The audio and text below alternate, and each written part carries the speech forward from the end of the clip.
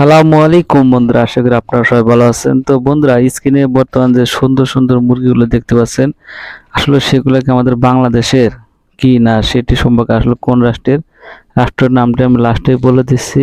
এবং এই ভিডিওটি লাস্ট পর্যন্ত দেখলে যে এই ফেন্সি মুরগির ভিতরে যেগুলো আছে তার ভিতরে আমি মনে করি যে একটি অন্যতম সৌন্দর্যের অধিকারী। দেখতে পাচ্ছেন যে কালো পালক এবং লাল জুটিওয়ালা মুরগিগুলা অসাধারণ।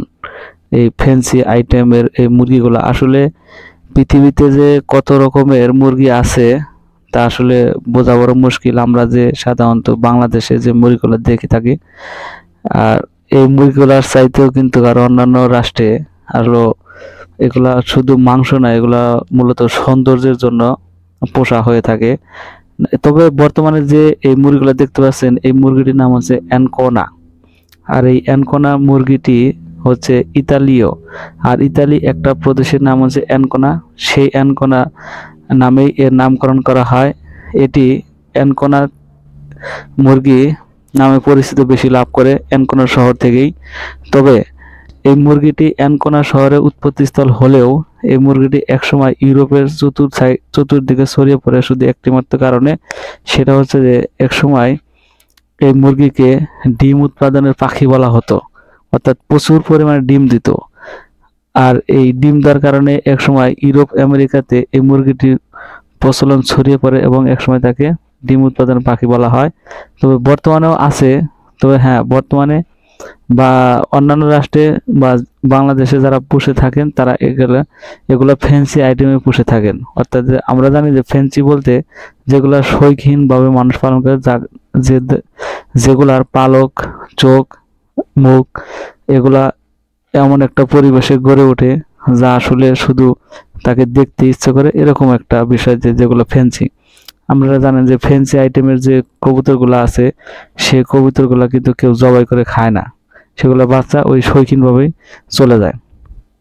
তো এখানে দেখতে পাচ্ছেন যে এই মুরগগুলার কি সুন্দর পিছনের দিকে সেই লোমগুলা অত্যাধিক এক হাত পরিমাণে লম্বা, আর তাদের পাও কিন্তু সোনালী কালার হয় এবং তাদের কানের লতি একটু সাদা বর্ণেরই হয়। আর কানের যে ঝুলটা আছে, মুরগির যে ঝুল আছে লতি, কানের পিঠে সাদা এবং লতিটা হয় আপনার লম্বা লাল বর্ণের। আর ঝুটি অসাধারণ খাড়া, একেবারে লাল টকটকা, মানে কালোর মাঝে লাল পড়লে যা হয়, একেবারে অসাধারণ মুরগি। তো আমার কাছে এই ইতালিয়ান এই মুরগি দেখতে পাচ্ছেন, এটি একটি মেয়ে মুরগি, অর্থাৎ ডেকি মুরগি আমরা যেটা বলি, মানে অসাধারণ চেহারা।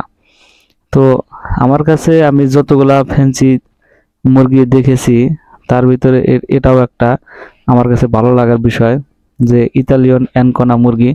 তো আপনারা হয়তো বা আপনাদের লাইভে কেউ এটা প্রথম দেখতেছেন যে এই অ্যানকোনা মুরগি হয়তো বা আগে চিনতেন না। তো বন্ধুরা, আমি প্রতিনিয়ত এরকম আমার চ্যানেলে বিভিন্ন ফ্যান্সি মুরগির আইটেম আপনাদের সামনে বর্ণনা করবো ইনশাল্লাহ।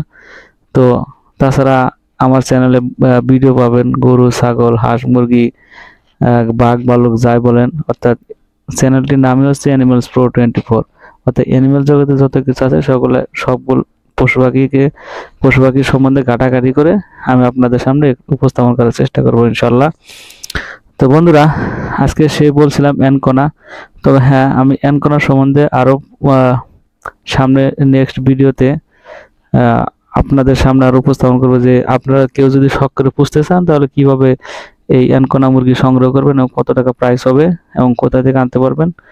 তো সেই সম্পর্কে ভিডিও আনাবো। তো ভিডিওটি ভালো লাগলে অবশ্যই আপনারা আমাকে কমেন্টসের মাধ্যমে জানাবেন, এবং নেক্সট পর্ব আপনারা শুনবেন কিনা বা আপনার কার কার নেক্সট পর্ব প্রয়োজন অবশ্যই আমাকে জানাবেন। কারণ নেক্সট পর্বে এটার ব্রিডিং পদ্ধতি এবং এটার সংগ্রহ পদ্ধতি, কোথা থেকে সংগ্রহ করবেন সে বিষয়ে আলোচনা করব।